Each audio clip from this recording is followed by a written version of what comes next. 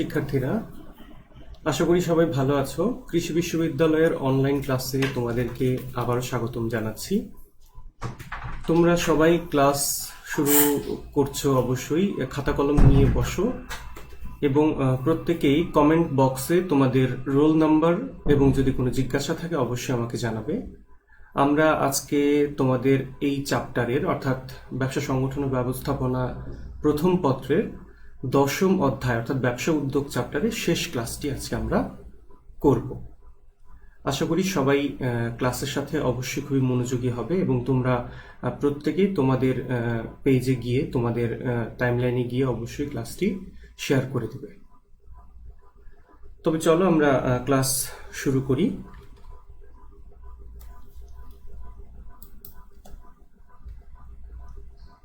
শিক্ষার্থীরা, তোমরা দেখতে পাচ্ছ এখানে একটি চিত্র দেখা যাচ্ছে।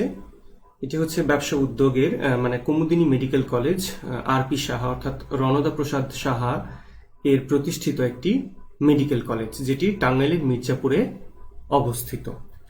দেখো, আজকের পাঠ শেষ হলে আমরা যা শিখতে পারবো একটু খেয়াল করো যে বাংলাদেশের ব্যবসা উদ্যোগ উন্নয়নের সমস্যা দূর করার উপায় সম্পর্কে জানতে পারবো, জাতীয় পর্যায়ের সফল উদ্যোক্তাদের সম্পর্কে কিছুটা জানতে পারবো, আর জানতে পারবো হচ্ছে বাংলাদেশের ব্যবসা নারী উদ্যোক্তাদের ধারণা সম্পর্কে এবং জানতে পারবো নারী উদ্যোক্তাদের সরকার প্রদত্ত সুযোগ সুবিধা সম্পর্কে। শিক্ষার্থীরা, তোমরা আশা করি আমার কথা ঠিকঠাক মতো শুনতে পাচ্ছ। ঠিক আছে, আমরা দেখলাম যে আজকে কি শিখবো। দেখো, এখানে প্রথম দিনই আমরা এই চ্যাপ্টারটা যখন শুরু করেছিলাম, ব্যবসা উদ্যোগের ধারণা অর্থাৎ উদ্যোগের ধারণা দিয়েছিলাম তোমাদেরকে। কনসেপ্ট অফ এন্টারপ্রেনিয়ারশিপ ছিল যে কোনো নতুন চিন্তা মাথায় রেখে যখন কোনো ব্যক্তি বা ব্যক্তিবর্গ তা বাস্তবায়নের প্রয়াস নেন তাকে কি বলে? উদ্যোগ বলে। সাধারণ অর্থে কোনো কাজ করার প্রচেষ্টাকে উদ্যোগ বলে। দেখো, এরপরে দেয়া আছে, আমরা যেটাই মূলত শুরু করতে যাচ্ছি আজকে, যে বাংলাদেশের ব্যবসা উদ্যোগ উন্নয়নের সমস্যা দূর করার উপায়। এর আগের ক্লাসে আমরা পড়েছিলাম ব্যবসা উদ্যোগ উন্নয়নের সমস্যা কিছু আছে আমাদের দেশে, সেগুলো কি কি সেগুলো পড়েছিলাম। আজকে আমরা পড়ছি সেই সমস্যাগুলো দূর করতে পারি কিভাবে, কিভাবে আমরা এই সমস্যাগুলো দূর করতে পারি যে সমস্যাগুলো বিদ্যমান আছে। দেখো, উদ্যোগ বান্ধব নীতিমালা প্রণয়ন করতে হবে, অর্থাৎ আমাদের দেশের নীতিমালাগুলো এমন হতে হবে, ব্যবসায় নীতিমালাগুলো এমন হতে হবে যেন কোনো উদ্যোক্তা খুব ইজিলি কোনো কিছু উদ্যোগ নিয়ে তার সফলতা আনতে পারে বা সফল হতে পারে, এইরকম যেন হয়, অর্থাৎ কোনো ধরনের জটিলতা যেন না থাকে, এইরকম নীতিমালা প্রণয়ন করতে হবে।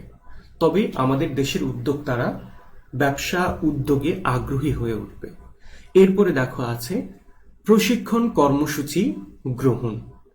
প্রশিক্ষণ কর্মসূচি গ্রহণ অর্থাৎ উদ্যোগ নিল তাতেই হবে না, অর্থাৎ তিনি যে বিষয়ে বা যে ব্যাপারে উদ্যোগ নেবেন সেটি সম্পর্কে যথেষ্টভাবে হাতে কলমে শিক্ষা ওনার থাকতে হবে। আর এই জন্যে প্রশিক্ষণ কর্মসূচি অনেকগুলো প্রতিষ্ঠান, সরকারি হোক বেসরকারি হোক, অনেক অনেক প্রতিষ্ঠান আছে যারা এই উদ্যোক্তাদের প্রশিক্ষণ দেয়, অর্থাৎ উদ্যোক্তাদের প্রশিক্ষণ কর্মসূচি গ্রহণ করতে হবে। যদি এটি করা হয় তবে অনেকাংশে বাংলাদেশের ব্যবসা উদ্যোগ উন্নয়নের সমস্যা দূর করা যাবে। শিক্ষার্থীরা, এরপরে খেয়াল করো, এরপরে আছে সরকারি উদ্যোগ, সরকারি বেসরকারি পর্যায়ের পরামর্শ কেন্দ্র গঠন। আমি একটু দেখে নিই অলরেডি কে কে এসেছে ক্লাসে। তোমরা সবাই, আবারও বলছি, সবাই তোমাদের ক্লাসে অবশ্যই কমেন্ট বক্সে রোল নম্বরটি এবং যদি কোনো জিজ্ঞাসা থাকে তা অবশ্যই বলবে।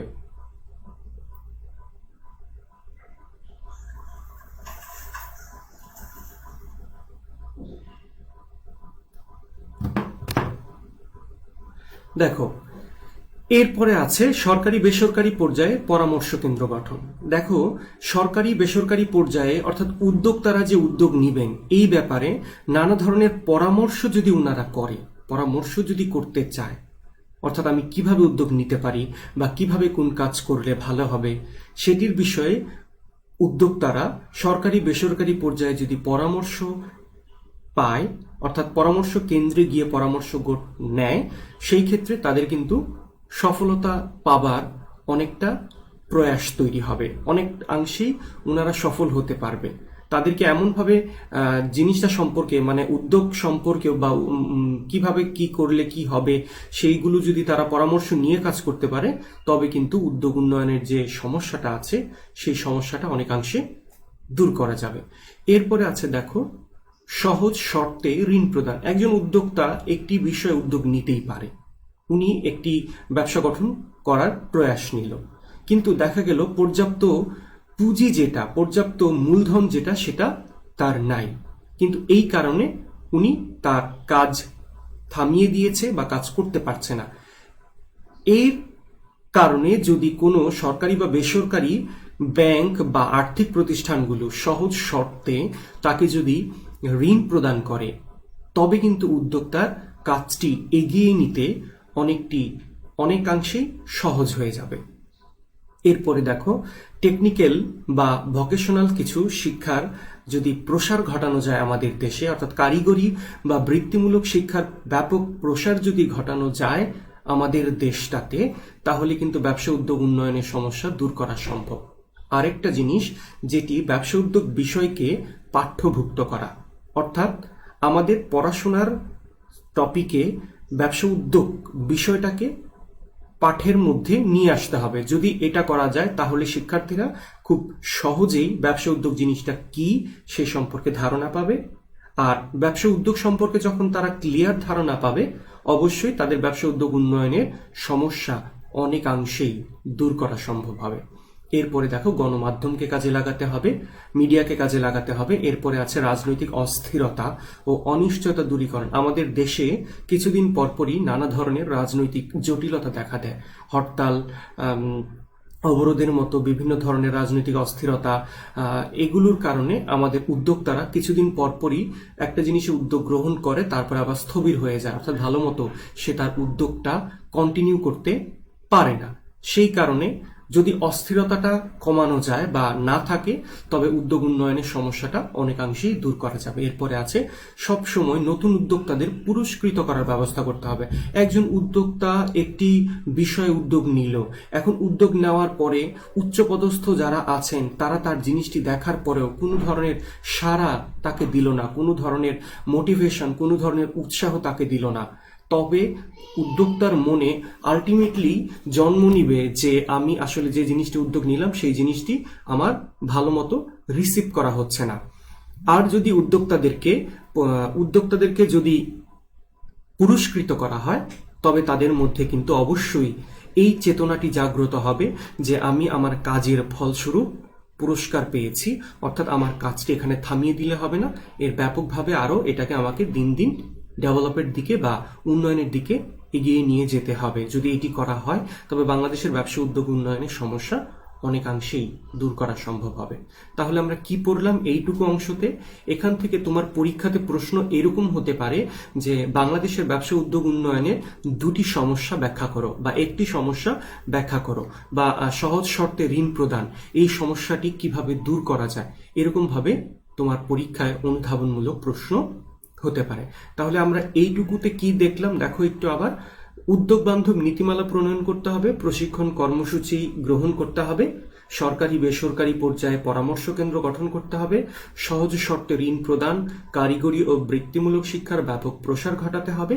এছাড়া আছে ব্যবসা উদ্যোগ বিষয়কে পাঠ্যভুক্ত করা, গণমাধ্যমকে কাজে লাগানো, রাজনৈতিক অস্থিরতা ও অনিশ্চয়তা দূরীকরণ, সবসময় নতুন উদ্যোক্তাদের পুরস্কৃত করার ব্যবস্থা করতে হবে। আশা করি শিক্ষার্থীরা তোমরা খুব ভালো মতোই এই বিষয়টি অনুধাবন করছো। দেখো এর পরের টপিক আমাদের জাতীয় পর্যায়ের সফল উদ্যোক্তা। এখানে একটি ছবি দেখা যাচ্ছে, একজন বিখ্যাত উদ্যোক্তা আমাদের দেশের, অর্থাৎ বাঙালিদের একজন গর্বের উদ্যোক্তা, এবং আমরা খুব প্রাউড ফিল করতে পারি এই ব্যক্তিটির জন্য। ইনি হচ্ছেন একজন বিখ্যাত ব্যক্তি রণদা প্রসাদ সাহা, যার অবদান বাংলাদেশের মানুষ কখনোই ভুলতে পারবে না। জাতীয় পর্যায়ে একজন সফল উদ্যোক্তা আছেন কি? রণদা প্রসাদ সাহা। দেখো রণদা প্রসাদ সাহা 15ই নভেম্বর 1976 সালে ওনার জন্ম, আর উনি মৃত্যুবরণ করেছিলেন 7 মে 1971। আসলে মৃত্যুবরণ করেননি, ওনাকে অপহরণ করা হয়েছে। দেখো এরপর আমরা পড়ছি, বাংলাদেশের বিখ্যাত সমাজসেবক এবং দানবীর ব্যক্তি ছিলেন রণদা প্রসাদ সাহা। খেয়াল করো, বাংলাদেশের বিখ্যাত সমাজসেবক এবং দানবীর ব্যক্তিত্ব ছিলেন রণদা প্রসাদ সাহা। আরপি সাহা নামেই তিনি সমধিক পরিচিত ছিলেন। তিনি বাংলাদেশে হাসপাতাল, একাধিক শিক্ষা প্রতিষ্ঠান, গরিবদের কল্যাণার্থে ট্রাস্ট গঠন করেন। 1971 সালে, একটু খেয়াল করো, 1971 সালে পাকিস্তান সেনাবাহিনী কর্তৃক অপহরণ করা হয় ওনাকে। পরবর্তীতে তার আর কোনো খোঁজ পাওয়া যায়নি।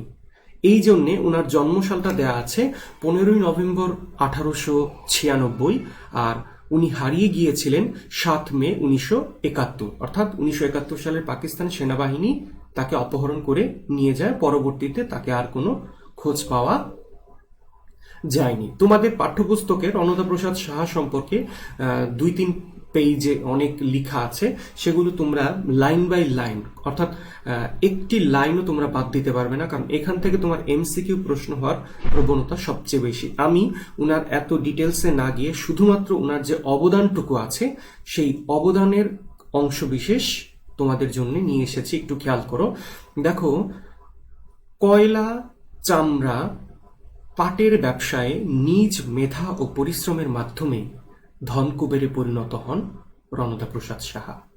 পাশাপাশি দেশের উন্নয়ন ও মানবতার কল্যাণে প্রচুর অর্থ দান করতে থাকেন তিনি। রণদা প্রসাদ সাহা 1938 সালে মির্জাপুরে 20 শয্যা বিশিষ্ট কুমুদিনী ডিসপেন্সারি প্রতিষ্ঠা করেন।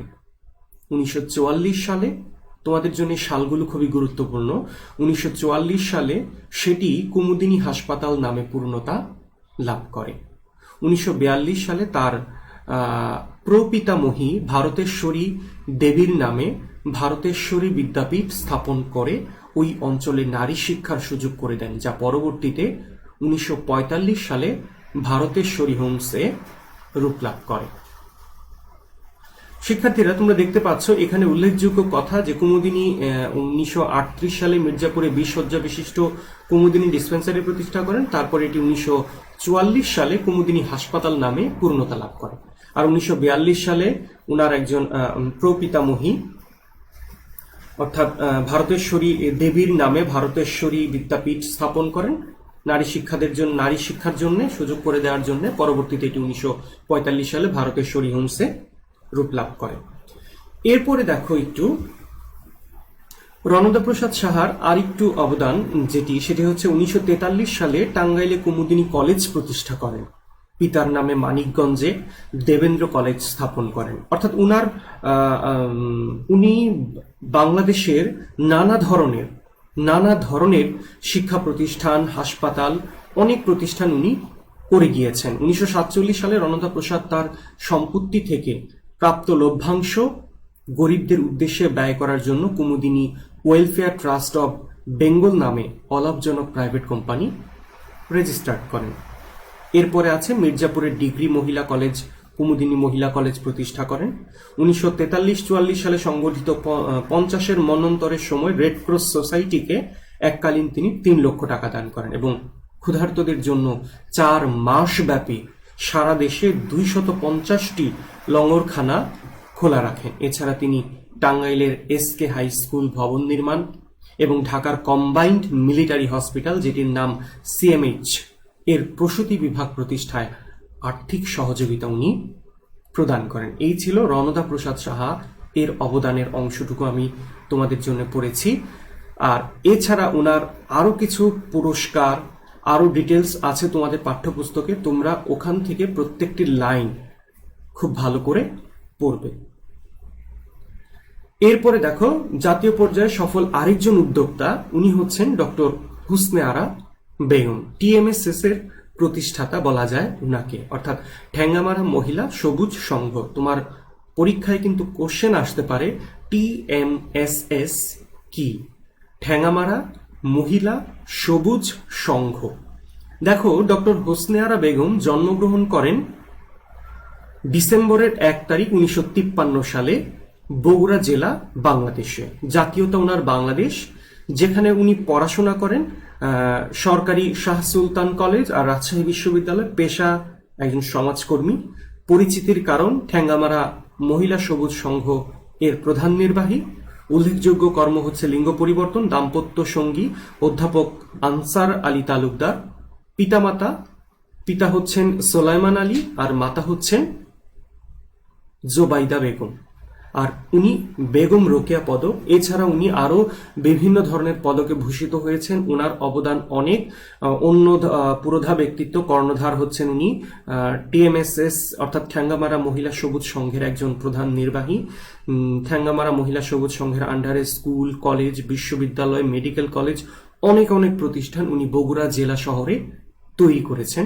উনি একজন জাতীয় পর্যায়ের একজন সফল উদ্যোক্তা বলে উনাকে বিবেচনা করা হয়। তোমাদের পাঠ্যপুস্তকে আঞ্চলিক পর্যায়েরও কিছু উদ্যোক্তাদের কথা বর্ণনা করা আছে। এগুলো তোমরা প্রত্যেকটি লাইন খুব ভালো করে মনোযোগের সাথে প্রত্যেকটি লাইন খুব ভালো করে পড়বে।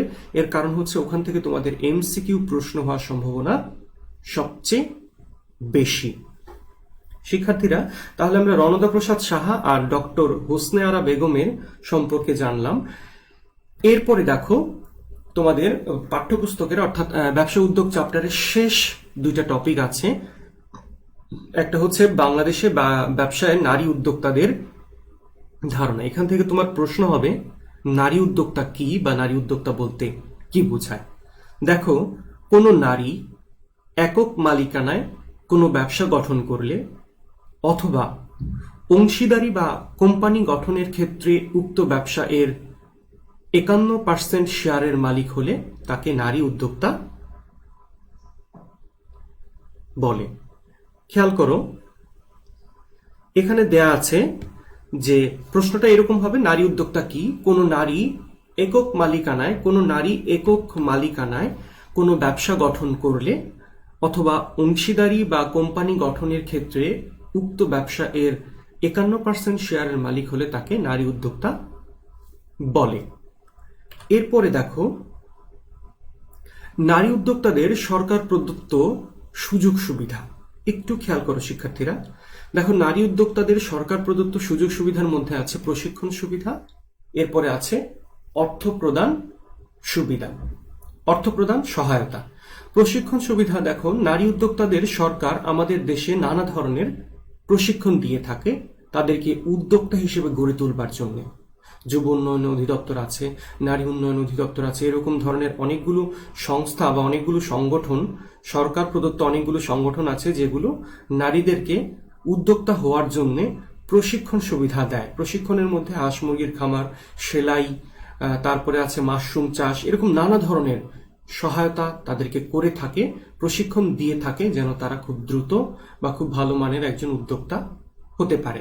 শুধু তাই নয়, তাদেরকে উদ্যোক্তা হওয়ার পরে তারা কিভাবে তাদের ব্যবসা শুরু করবে বা পুঁজি কোথায় পাবে সেই কারণে কিন্তু সরকার তাদেরকে লোন দিয়ে থাকে, অর্থাৎ অর্থ প্রদান সহায়তা সরকার তাদেরকে কিন্তু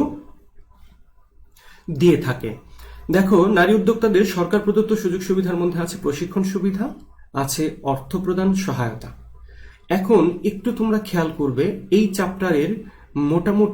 চ্যাপ্টারের কিন্তু আর কিছুই বাকি নেই। আমরা কিন্তু প্রত্যেকটি ক্লাস খুব ভালো মতো চেষ্টা করেছি বোঝানোর জন্য। জানি না কতটুকু তোমরা বুঝতে পেরেছো, আশা করি ভালো মতোই বুঝতে পেরেছো।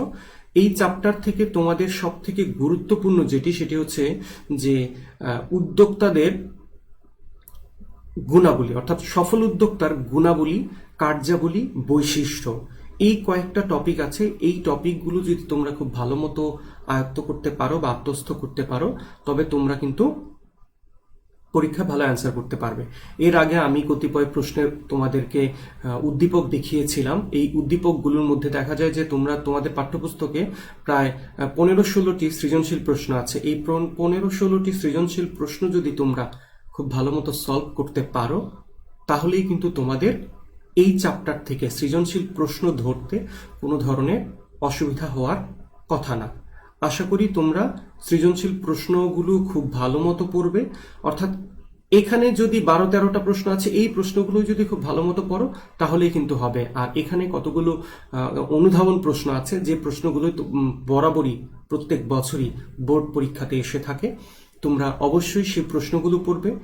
আর এমসিকিউ এর জন্য তোমাদের ক্ষুদ্র ক্ষুদ্র যেগুলো জিনিস, সেগুলো খুব ভালো করে নজর দিয়ে পড়তে হবে, যেন কোনো জিনিস বাদ না যায়।